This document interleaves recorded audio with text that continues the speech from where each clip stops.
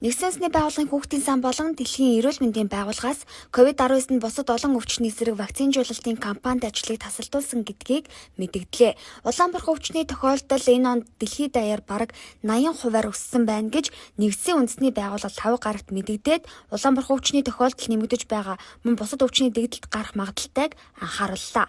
Дэлхийд даяар 2022 оны 1-2 дугаар сард бараг 17,000 гаруй Улаанбаатар өвчний тохиолдол бүртгэгдсэн бол 2021 оны эхний 2 сард 9665 тохиолдол бүртгэгдсэн гэж Нэгдсэн үндэсний байгууллагын агентлагууд мэдээлж вакцинжуулалтын түвшин буурах үед хурдан илрэх хандлагатай байгааг нэмж хэлвэ. Энэ сарын хүртэл сүүлийн 12 сарын хугацаанд Улаанбаатар өвчний томоохон 21 дэгдэлт гарсны ихэнх нь Африк зүүн газар дундын тэнгис хаваар байсныг Нэгдсэн үндэсний байгууллагын мэдээлэл харуулж байна.